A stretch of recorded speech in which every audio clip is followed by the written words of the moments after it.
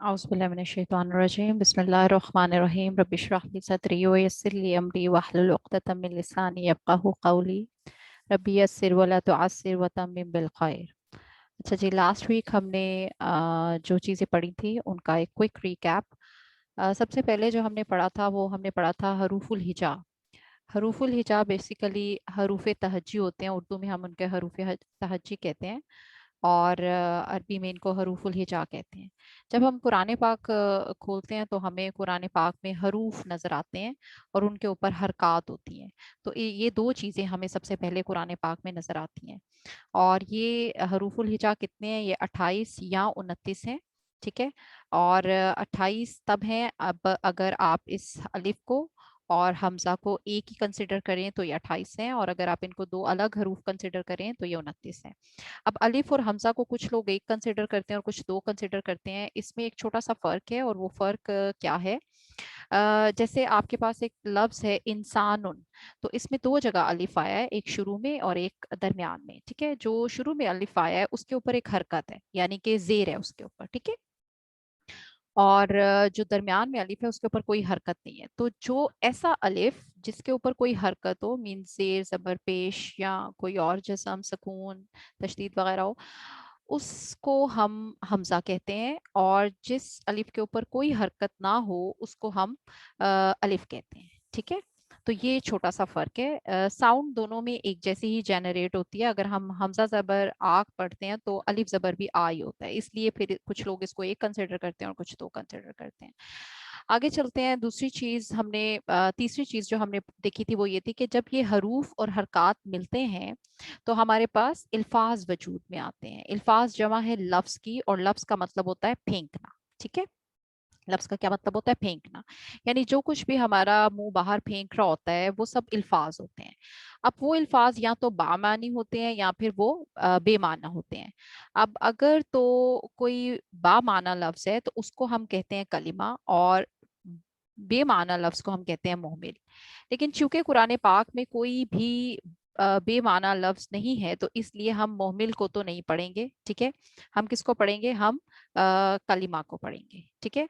यानी कि कुरान पाक में जो अल्फाज हैं उनको हम अरबी में कलिमा कहते हैं, कलिमात कहते हैं। कलिमात जमा है कलिमा की।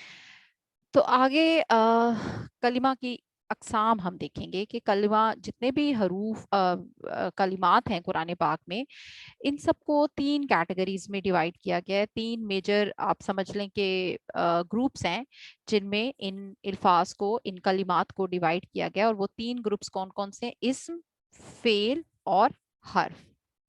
इस्म, फेल और हर्फ। अब वन बाय वन हम इन तीनों को देख लेते। इस्म क्या है, फेल क्या है और हर्फ क्या है? इस्म जो है वो कहते हैं नाम को। ठीक है। जैसे हम कहते हैं आपका इसमें गिरामी क्या है, तो इसमें गिरामी का मतलब है आपका नाम क्या है। तो इस नाम को कहते हैं। अब कुरान पाक में बहुत सारी नाम आए हैं, वो किसी शख्स का नाम भी हो सकता है, ठीक है, चीज का नाम भी हो सकता है, किसी जगह का नाम हो सकता है, किसी की जो कोई खूबी या सिफ्त बयान की होती है वो भी इस्म की कैटेगरी में आता है। और इसी तरह बहुत सारे काम कुरान पाक में जिक्र किए गए हैं, उन कामों के जो नाम है वो भी इस्म की कैटेगरी में आता है। तो पांच चीजें ऐसी हैं जिनके नाम कुरान पाक में आए हैं। और उन वो कौन सी पांच चीजें हैं? वो कोई शख्स हो सकता है जैसे मोहम्मदुन, कोई चीज हो सकती है जैसे किताबुन, कोई जगह है जैसे मक्का या मिस्र। इसी तरह कोई खूबी या सिफ्त, अल्लाह ताला ने अपनी ज़ात की बहुत सारी खूबियां सिफात कुरान पाक में बयान की हैं। इसी तरह मुसलमानों की बहुत सारी सिफात बयान की हैं, बहुत सारी कुफार की, मुनाफिकीन की, तो वो सारी भी इस्म की कैटेगरी में आएंगे। और बहुत सारे काम जैसे जंग करना, ईमान लाना, ये काम है। इन कामों को भी हम किस कैटेगरी में रखेंगे? इस्म की कैटेगरी में रखेंगे। तो इस्म एक ऐसा कलिमा है, ऐसा लफ्ज है। कलिमा कोई एक अलग चीज नहीं है, कलिमा अरबी में लफ्ज को ही कहते हैं। ठीक है। ऐसा लफ्ज है, बा माना लफ्ज है, जो किसी के नाम को जाहिर करे। किसके नाम को? किसी शख्स के, चीज के, जगह के, किसी की खूबी को या किसी के काम के नाम को जाहिर करे। ठीक है। तो इस्म तो ये हो गया। दूसरी चीज है फेल। फेल का मतलब होता है काम। फेल का मतलब तो सिर्फ काम होता है, लेकिन जब उस काम के साथ उसका जमाना, यानी कि वो मुस्तकबिल में हुआ काम ये होगा, या वो माजी में हो चुका है, या वो हाल में वो काम हो रहा है, जब उसका जमाना भी साथ डिफाइन होता है ना, तो फिर वो फेल कहलाता है। अगर जमाना ना हो ना, तो फिर हम उसके लिए एक टर्म यूज करते हैं, मस्दर। ठीक है, इसको हम बाद में देखेंगे। आपने बस अपने माइंड में ये एक टर्म रख लेनी है, रह जाती है तो ठीक है, नहीं रहती तो कोई मसला नहीं है। ठीक है, अभी हमें इसकी जरूरत भी नहीं है। अच्छा, तो एक फेल एक ऐसा कलिमा है जिसमें किसी काम का करना या होना जमाने के एतबार से पाया जाए। अब मैं इसकी एग्जांपल फिलहाल उर्दू में, उर्दू की जुबान में ही दूंगी। इंशाल्लाह हम आगे चलेंगे तो हम अरबी में भी ये मिसालें देखेंगे कुरान पाक में से। ठीक है, जैसे खाना एक काम है, और ये इस काम का नाम है खाना, तो खाना बेसिकली मस्दर है। लेकिन अगर इस खाने के साथ इस काम का जमाना भी हो कि खाया, यानी माजी में खा लिया, ठीक है, या फिर खा रहा है या खाएगा, तो फिर इस वक्त इस, अगर इन तीन में से किसी फॉर्म में आपके पास ये फेल आता है, ये कलीमा आता है, तो फिर ये फेल कंसिडर होगा। ठीक है, क्योंकि अब ये वो काम के साथ साथ उसका जमाना भी मौजूद है कि वो माजी में हुआ है काम, या हाल में हो रहा है, या मुस्तकबिल में होगा। सिर्फ खाना होता ना, तो फिर तो ये मस्दर होना था, लेकिन अगर साथ जमाना भी है तो फिर ये फेल कंसिडर होगा। तो फेल की डेफिनेशन आप अभी अपने माइंड में सिर्फ इतनी रख सकते हैं कि ऐसा कलिमा, कुरान पाक में बहुत सारे कलिमात होंगे, बहुत सारे अफाल आएंगे, फेल की जमा अफाल, ठीक है, जिनमें उनका कभी जमाना साथ होगा, कभी नहीं होगा। अगर तो जमाना होगा तो फिर वो फेल की कैटेगरी में आएगा, और अगर नहीं होगा तो फिर वो मस्दर कहलाएगा। ठीक है, उसके बाद तीसरा जो ग्रुप है वो है हर्फ। हर्फ बेसिकली ऐसा कलिमा है जो जिसके कोई ना कोई मानी तो है, माना तो है इनके, क्योंकि हमने अभी थोड़ी देर पहले ही डिस्कस किया था कि कुरान पाक में ऐसा कोई कलिमा नहीं है या ऐसा कोई लफ्ज नहीं है जिसका कोई ना कोई माना ना हो। ठीक है, हर लफ्ज का, हर कलिमा का कोई ना कोई माना है, कोई उसका मतलब बनता है। ठीक है, तो हरूफ या हर्फ जितने भी कुरान पाक में आएंगे उनके माना तो हैं, लेकिन जब तक उसको किसी और इस्म या फेल के साथ मिलाया ना जाए तो उस हर्फ का मतलब समझ में नहीं आता। लाइक जैसे उर्दू में से अगर हम एग्जांपल देखें तो में, से, पर, ये सारे क्या है, हरूफ है, हर्फ है ना, मतलब डिफरेंट सेंटेंसेस में, जुमलों में हम इनको इस्तेमाल करते हैं। हमारा जुमला कंप्लीट नहीं होता जब तक हम उस जुमले में ने को, पर, में, से वगैरह वगैरह ये ना लगा लें। ठीक है, तो इनका अपना ऐसा मतलब तो है, लेकिन सिर्फ अगर हम इनकी बात करें तो बात समझ में नहीं आती। इसी तरह कुरान पाक में भी बहुत सारे हरूफ हैं, लाइक फी आप पढ़ेंगे, अला आता है, इला आता है, ठीक है, बी आता है। तो इनके अपने तो मानी है, जैसे फी का मतलब में, ठीक है, और अला का मतलब ऊपर, और इला का मतलब जैसे तरफ। तो इनके मतलब तो है, माना तो है इनके कोई ना कोई, लेकिन अगर मैं फी फी फी कहती रहूं तो नहीं पता चलेगा। फिर मस्जिद कहूंगी तो पता चलेगा मस्जिद में। ठीक है, अच्छा, उसके बाद ये हो गए हमारे पास तीन ग्रुप्स, इस्म, फेल और हर्फ। अगली चीज जो हमने देखी थी वो हमने ये पढ़ा था कि हम सबसे पहले जो है वो इस्म को डिस्कस करेंगे, पहले ग्रुप को डिस्कस करेंगे जो कि इस्म है। और इस्म की मालूमात के लिए एक स्पेशल टर्म यूज होती है, यानी जितनी भी चीजें हम इस्म के मुतालिक डिस्कस करेंगे, जो भी इल्म हम इस्म के मुतालिक हासिल करेंगे, वो इल्मुल नहव होगा। ठीक है, इल्मुल नहव हम सबसे पहले हासिल करने जा रहे हैं इंशाल्लाह। अब हम इस्म को स्टार्ट करेंगे, तो किसी भी इस्म को अच्छे तरीके से जानने के लिए चार चीजों का पता होना बहुत जरूरी है। ठीक है, यानी अब आप अपने दिमाग में ये चीज सोचे कि हमने कुरान पाक पढ़ना है, और कुरान पाक अरबी जुबान में है, और हमने उसको समझना है, हम इस काबिल हमने बनना है कि हम जब कुरान पाक पढ़ें तो हम उसका तर्जुमा या उसका मतलब जो है वो हम समझ सकें, बगैर किसी उर्दू ट्रांसलेशन लिखे हुए। अगर सिर्फ अरबिक टेक्स्ट हम पढ़ें तो हमें वो मतलब समझना है, ताकि हम समझ सकें कि अल्लाह ताला हमसे क्या कह रहे हैं, हमारे लिए अल्लाह ताला ने क्या मैसेज भेजा है हुजूर अकरम सल्लल्लाहु अलैहि वसल्लम के जरिए। ठीक है, تو اب اس میں سے ہم پہلی کیٹیگری پڑھنے جا رہے ہیں. ساری چیزیں تو ایک ساتھ پڑھنا بہت مشکل ہے نا, وہ تو اب ہم ایک ساتھ نہیں پڑھ سکتے, اس لیے ہم پہلا گروپ شروع کرنے جا رہے ہیں جو کہ اسم کے متعلق ہم ساری انفارمیشن حاصل کریں گے. تو اب قرآن پاک میں بہت سارے اسماء آئیں گے. اللہ تعالیٰ نے بہت سارے نبیوں کا, پیغمبروں کا, اور بہت سارے مسلمانوں کا, بہت سارے جو ہے وہ منافقین کا, کافروں کا ذکر کیا ہے.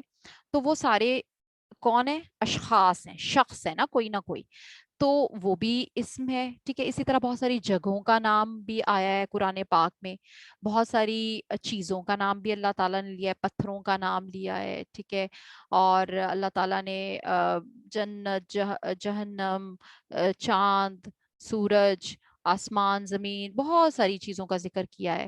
ٹھیک ہے, اسی طرح اللہ تعالیٰ نے بہت ساری صفات بھی قرآن پاک میں جو ہیں وہ ہمارے لیے اپنی صفات بیان کی ہیں. اس کے علاوہ منافقوں کی, کافروں کی, مومنوں کی بہت ساری صفات ہیں, وہ بھی اسم کی کیٹیگری میں آتے ہیں. پھر اسی طرح اللہ تعالیٰ نے قرآن پاک میں بہت سارے کاموں کو بھی کاموں کے بھی نام لیے ہیں.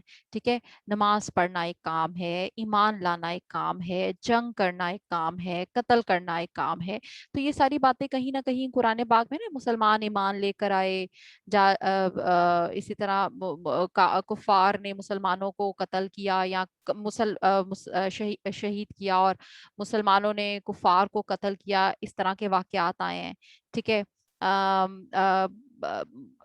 حضرت یوسف علیہ السلام کے بھائیوں نے ان کو کنویں میں پھینک دیا, تو وہ پھینکنا ایک کام ہے. تو یہ کاموں کے بھی بہت سارے نام ہیں. تو اب وہ ساری جو یہ 5 کیٹیگریز ہم نے اسم کی پڑھی تھی نا, کہ 5 طرح کے نام قرآن پاک میں آئے ہیں, 5 کیٹیگریز میں اگر ہم ان کو ڈیوائڈ کریں, تو اب بیسیکلی ہم اس ایک بڑے گروپ کو پڑھنے جا رہے ہیں, تاکہ اس کو کمپلیٹ کرنے کے بعد جتنے بھی قرآن پاک میں اسم آ رہے ہوں گے نا کسی بھی فارم میں, ہم ان کا پراپر ترجمہ کر سکیں گے. ہم دیکھ سکیں گے کہ اس اسم کا یہاں کیا مطلب بنتا ہے. جب ہمیں یہ چیز سمجھ میں آ جائے گی تو ترجمہ کرنے میں, بات سمجھنے میں بہت آسانی ہو جائے گی. اب اس اسم کا اچھے طریقے سے ترجمہ سمجھنے کے لیے مجھے کیا پتا ہونا ضروری ہے؟ مجھے یہ 4 چیزوں کا علم ہونا ضروری ہے. وہ پہلی چیز ہے اعراب, ٹھیک ہے, دوسری چیز ہے جنس, تیسری چیز ہے عدد, اور چوتھی چیز ہے وسعت. اب اعراب کو ہم حالت بھی کہتے ہیں, یعنی کہ اس اسم کا اس سینٹینس میں, اس آیت میں کیا مقام ہے, کیا سٹیٹس ہے.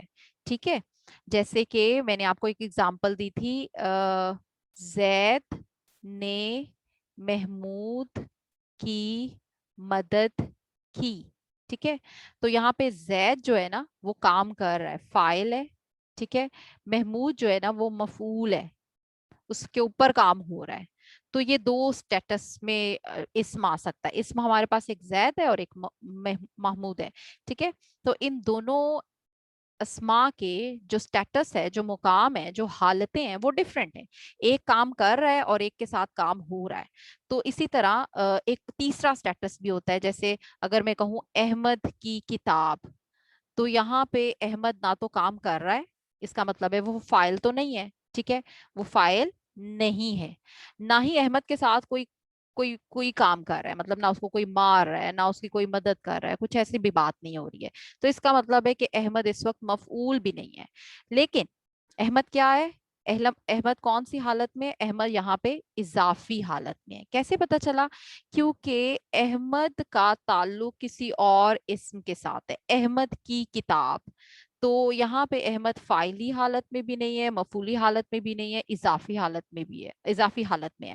اس کا مطلب یہ ہے کہ اضافی حالت ایسی حالت ہوتی ہے جس میں اس اسم کا کسی دوسرے اسم کے ساتھ کوئی تعلق یا نسبت ظاہر کیا جا رہا ہو, کوئی ریلیشن شپ ہو. ٹھیک ہے, اب کتاب کا ریلیشن شپ کس کے ساتھ ہے؟ احمد کے ساتھ ہے. ٹھیک ہے, جیسے ہم قرآن پاک میں پڑھتے ہیں کتاب اللہ, تو اب اللہ جو ہے اس وقت کون سی حالت میں؟ اضافی حالت میں, یعنی اللہ کا جو سٹیٹس ہے, جو مقام ہے, وہ اضافی ہے. اب یہ فاعل, مفعول اور اضافی, یہ 3 جو آپ کے پاس ٹرمز ہیں, یہ تو اردو کی ٹرمز ہیں.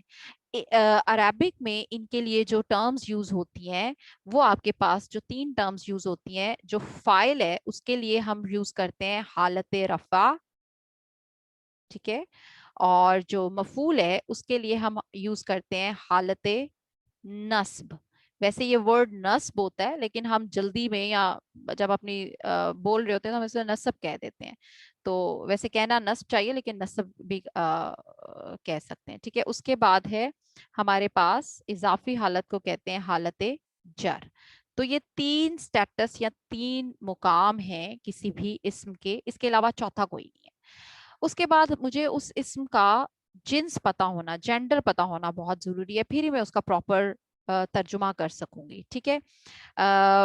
लाइक अगर मैं उर्दू की एक एग्जांपल में कहूँ, अहमद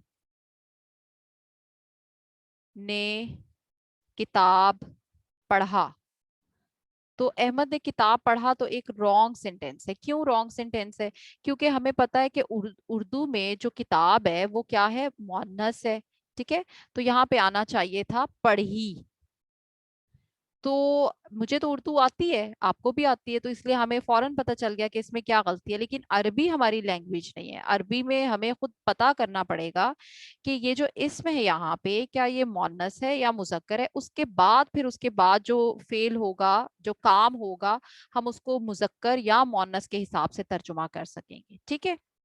अच्छा, उसके बाद आप आगे आ जाएं तो तीसरी चीज है हमारे पास आदत, दैट इज नंबर।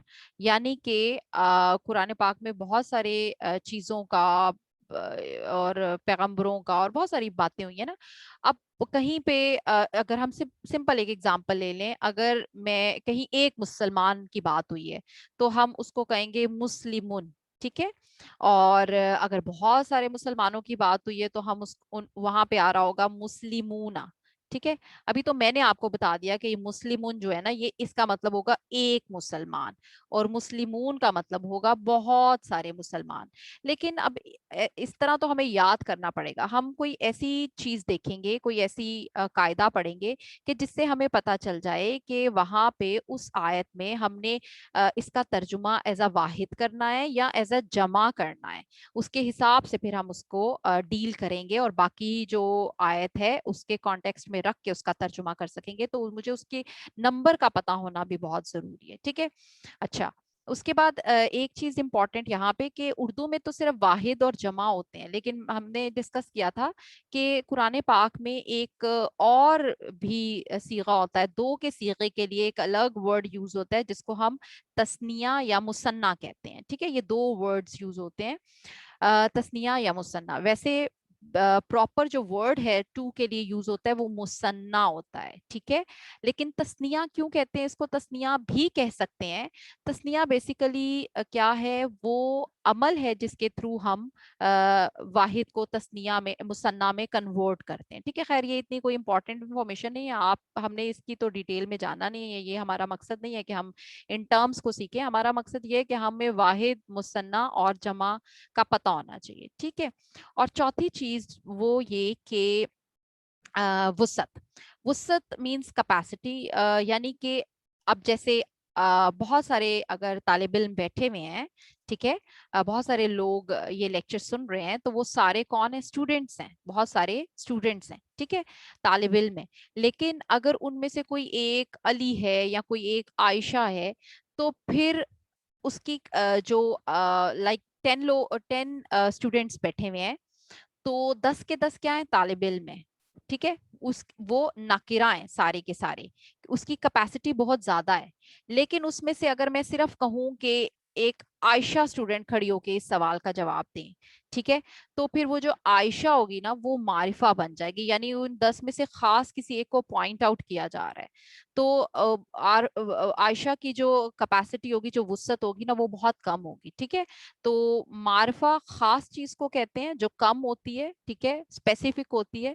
जबकि नकिरा जो है वो जनरल टर्म होती है जो सबके लिए इस्तेमाल हो रही होती है। तो ये चीज भी इंशाल्लाह जब हम कुरान पाक पढ़ेंगे, तर्जुमे डिफरेंट आयात लेंगे एज एग्जाम्पल, तो उसमें ये चीज भी आपकी क्लियर होगी। तो यहाँ तक हमने पढ़ा था लेसन नंबर 1 में। इंशाल्लाह आज हम यहीं से आगे से कंटिन्यू करेंगे और आज हम इस एराब को डिटेल में डिस्कस करेंगे। तो इंशाल्लाह 5 से 6 बजे क्लास है हमारी आज। तो प्लीज़ टाइम का सब ख्याल रखिएगा। अस्सलाम वालेकुम वरहमतुल्लाहि वबरकातुहू।